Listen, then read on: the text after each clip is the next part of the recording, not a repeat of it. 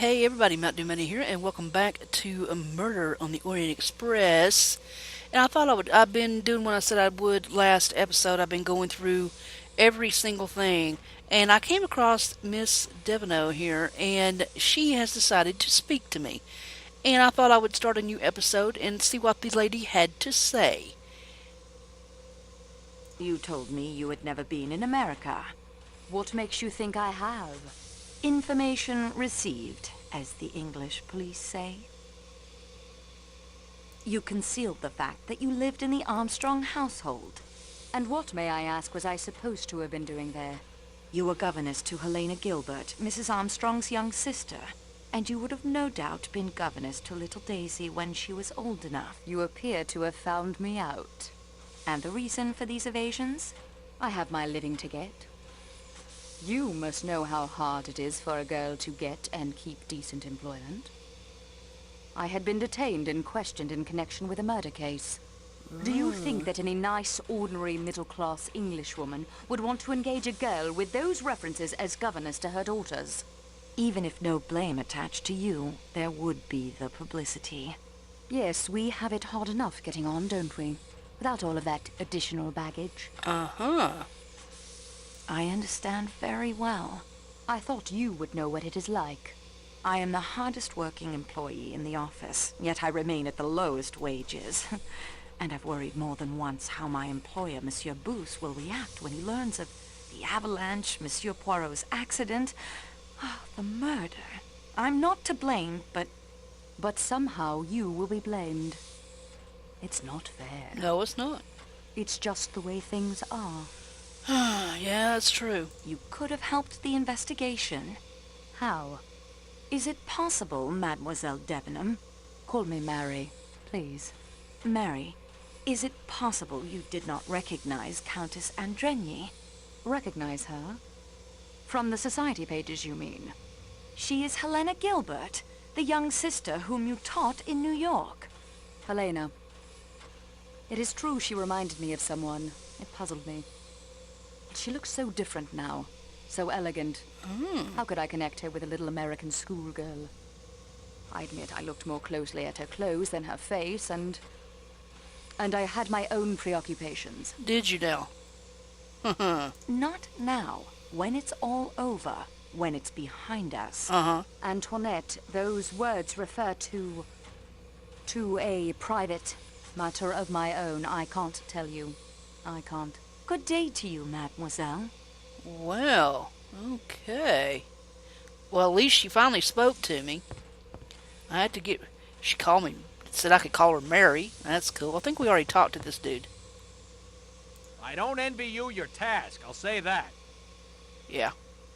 And I've already talked to this one. This lady is so grouchy, man. She needs to, like... I'm not in the mood to talk right now. Okay, I'm sorry I even stopped. just walk on. I think I have talked to everybody. I am pretty sure that I have. Let me double check. Keep your eye on your step. This is what they say in America. Watch it. Okay. God, there's some rude people up in here. I'm just trying to... Oh, I can't even speak to him. Ooh, okay. Okay. Let's see if McQueen has said anything to me. Probably not. Hello? I can't say I'm unhappy Ratchet's dead for two reasons. He deserved it, and I met you. Oh, my Lord. I will not answer any more of your ridiculous questions. Oh, good God. People. Okay, well, we got one more person to talk to us. Let's see. Okay, just the bathroom. Okay, so where are we at now? Okay, we are in the Calais coach. I will go through the Calais coach really, really quick, see if I have missed anything. So I will be right back. Okay, I'm back. I'm about halfway through the coach. I'm checking luggage again, and it just dawned on me that I've never checked my own luggage. The notorious scarlet kimono in your bag, mademoiselle. Well, of all the nerve. Uh-huh. I don't need anything else from my suitcase at the moment. My. I knew I had to have been missing something, and the most obvious place, I mean, it wasn't obvious, but I mean, that's the only place that I haven't checked. The scarlet kimono was in my suitcase. I don't want to talk. What was that letter from Perot? Let's see. Search the train for any evidence. Question. Okay, so that marked off search the train for any evidence. Okay. We found the owner of the handkerchief. That was the princess. Okay. Question the suspects. We got to do some more questioning. So that should mean that I have found documents, threatening letter, letter from Perot's friend. Let's see. Found you well. Trust your investigation in Turkey is negotiation with the Argentine not once and there's much reluctance on the part of their chief. Seems to understand there's some mystery here, my friend, if our trade relations with South. As soon as your work in Turkey is complete, to return to England and take up this matter. Much depends on your concluding these delicate negotiations. Why is it smeared? You last letter, you kindly asked about my son Barnabas, whom you met at Christmas, the young man with the enthusiasm for crime and all things electrical. Perot, he has become a ham. I see the look of bewilderment you're directing at me, even across all the miles that separate us. From Hog. He's a ham radio operator. Actually, I know quite a few ham radio operators. Not as many as I used to, but that used to be a really big hobby around here. He has call letters and everything. 2N2THR. He tells me, Father, a chap needs as if he wants to transmit directly to me. Okay, the equipment was rather expensive, but it's apparently top hole, as he says. Quite powerful. He tells me he exchanged messages with some fellow in Finland a few nights ago. At least he thinks it was Finland. His Morse code isn't quite up to snuff as yet. Still, it's very exciting. Look for your return. England needs her adopted son to solve this perplexing mystery of Argentine trade delicate. Oh, so this is the guy's code. Let me jot that down on a notepad here. 2N2THR. Okay. And apparently that, okay. Alright. So I'm going to finish with looking through these rooms on this coach and the next one, and if anything pops up, I'll let you know. Now, this is kind of interesting. The door is locked. Bathroom door's locked. And where are all the attendants?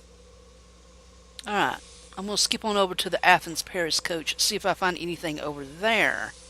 Be back. Well, I cannot find Mateo anywhere. I don't know where he is. I thought maybe he'd be in his room, which is right next door. He's not.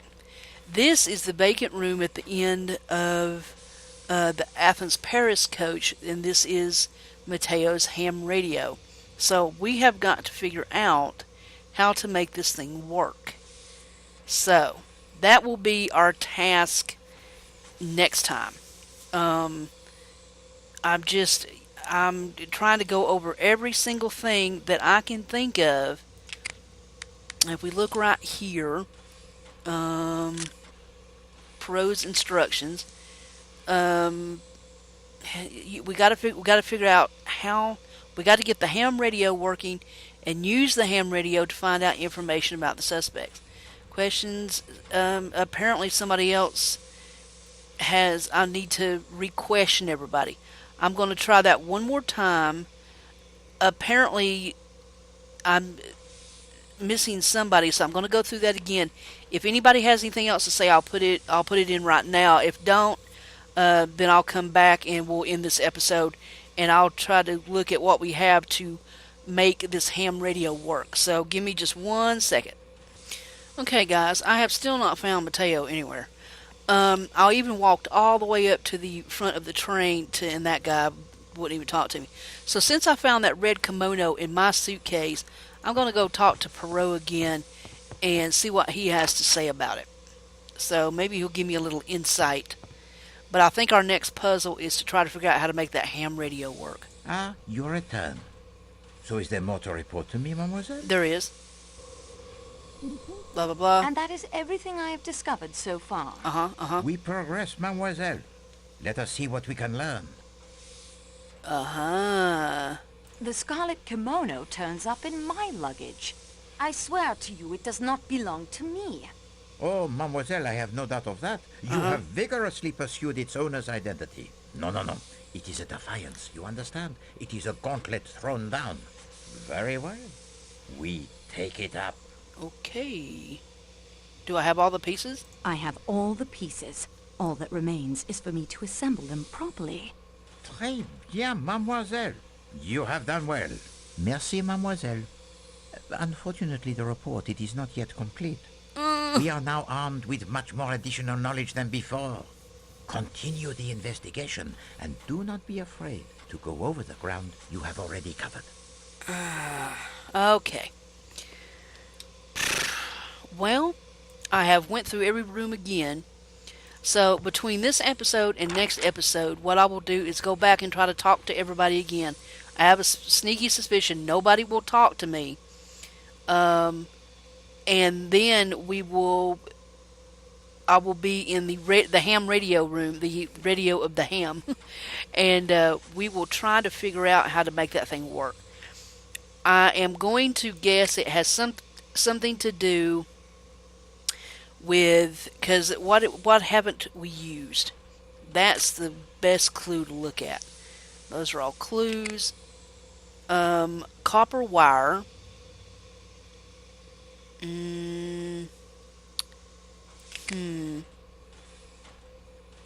Butter knife. I can't remember if we've used that for anything. Orange juice. Copper bracelet. A punch bowl. That's about everything that we haven't. And this kimono, I don't think it. So it's. I just don't know. I do not know. We're going to have to figure it out, guys. We are going to have to figure it out. So between this episode and next episode, I will go back and try to talk to everybody. If nobody answers me, we'll meet up in the room with the ham of the radio. Radio of the ham. Till next time, guys, this is Mountain Dew Mania, struggling to understand the madness that is going on up in this train. I hope you're as lost as I am. At least I won't feel so lonely. Till next time, guys, I'm so out of here. Later.